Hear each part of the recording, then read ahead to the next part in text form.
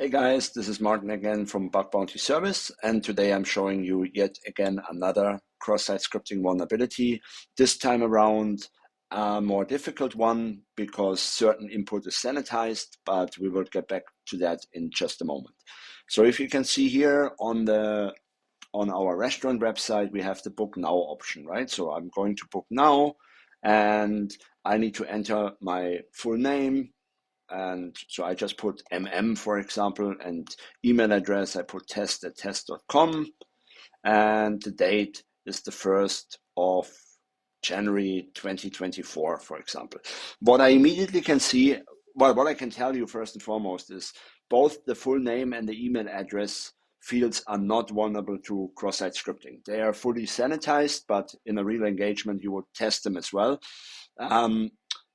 What you can see here in the date is that on the user UI interface, so in the web browser, you're only able to put in numbers here, right? So it is not accepting any letters, it is not accepting any special characters, none of that.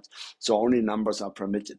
But my question as a researcher is always, well, how is this being enforced? Is this being enforced client side or server side?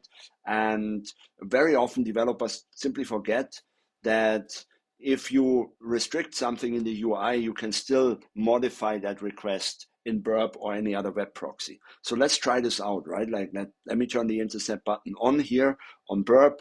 I reserve the booking. The booking is being proxied right now, so it's not going through. It's hanging here effectively. What I see up here is, first of all, another parameter, battle of the hackers equals no. What would happen if I change this to yes, right? Maybe another bug.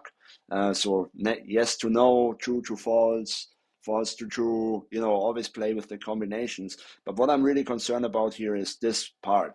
So maybe I can introduce a cross-site scripting payload, and I use an SVG this time around, right? SVG onload equals alert 0, like a basic JavaScript payload or something like this, right? So I will forward this on, and then I will turn my intercept proxy off. I go to the website. I already see a pop-up, but this is not the pop-up for my cross-site scripting, because that's simply the pop-up that the booking was confirmed.